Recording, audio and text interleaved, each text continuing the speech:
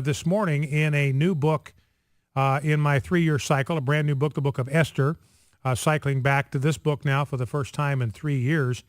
And those of you who may be familiar a little bit with the story of Esther, it takes place in the ancient kingdom of Persia, what is today Iran. The Iranians of today are biological descendants of the people we're reading about in this story.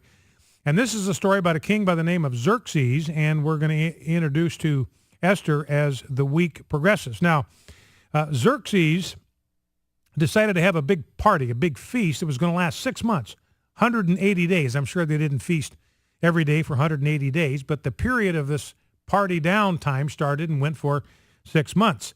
Now, his wife, Queen Vashti, gave a feast for the women in the palace from the kingdom. So King Xerxes, this is the guy that fought the battle at Thermopylae, by the way, a famous battle in the ancient world. The same guy fought that battle sometime around the time of this story. Anyway, so his wife, Queen Vashti, is having this big party for all the women of the kingdom. Now, on the seventh day, we're told, the heart of the king was merry with wine, and he commanded his servant to go and summon Queen Vashti to come and appear to him in order to show the peoples and the princes her beauty, for she was lovely to look at. He wanted to show off his bride. But Queen Vashti refused to come at the king's command delivered by the eunuchs. Eunuchs are those that had been castrated, so they were sexually unable to perform, so they didn't represent any kind of threat to palace affairs.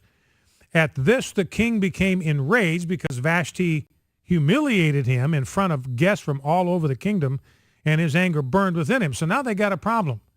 The queen has blatantly, defiantly refused this invitation or this summons from the king to come into his court. The king said to the wise men who knew the times, for this was the king's procedure toward all who were versed in law and judgment. So he summons around, and look, he's angry, but he says, look, before I just give vent to my anger, I got to get some cooler heads around me that haven't been directly affected by what's happened, so I can get some counsel that's objective and is based on something other than my own emotion, a very, very important life lesson in that. So he says to the wise men who knew the times and asked them what he should do. And one of his advisors said, look, not only against the king has Queen Vashti done wrong, but also against all the officials and all the peoples who are in all the provinces of King Xerxes, or Ahasuerus, as is put in Esther. So the scribe says, look, she has done you wrong. She sinned against you. But because of your position as the political leader of this nation, her sin against you, her defiance of your headship in your home and in your palace doesn't just affect you. Because everybody knows about this, this is going to affect the entire kingdom. And again, it's a reminder to us how important it is that we pick political leaders who have healthy marriages. That's an absolutely critical thing. That's why there have been Republican candidates for the presidency that I have refused to support because their personal life was so troubled, so many failures in this regard, that I felt they were disqualified from public office, because the marriage of a political leader has an enormous influence on the values of people in the country. So this guy says, for the queen's behavior will be made known to all women, causing them to look at their husbands with contempt. And this will just accelerate this process in the country. There will be contempt and wrath in plenty.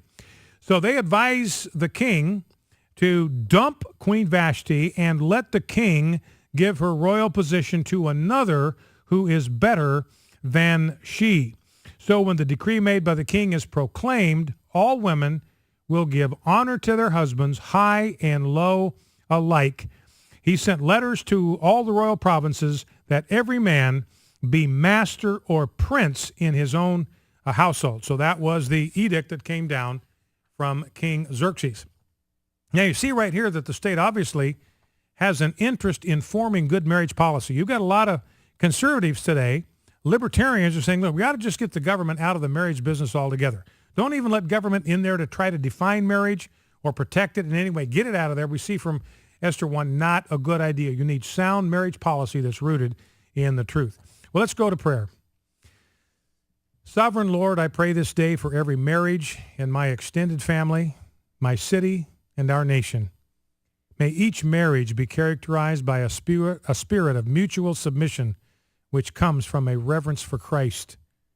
I pray that you will release into the heart of every wife the unfading beauty of a gentle and quiet spirit. May each wife submit to her husband's headship in their home as she first submits herself to Christ.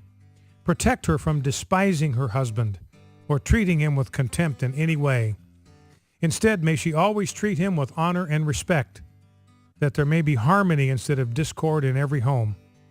I pray that wives will make themselves beautiful by putting their ultimate hope in you rather than their husbands.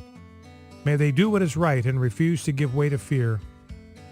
I pray that each husband will love his wife by being willing to lay down his life for her. May he submit himself to his wife, not by giving up his headship, but by refusing to use it simply to get his own way. I pray that he will exercise his headship by using the authority you have given him to do what is best, not for himself, but for his wife and family. I pray that each husband will be considerate as he lives with his wife. We see here the importance of the example set by marriages of our political leaders. Amen.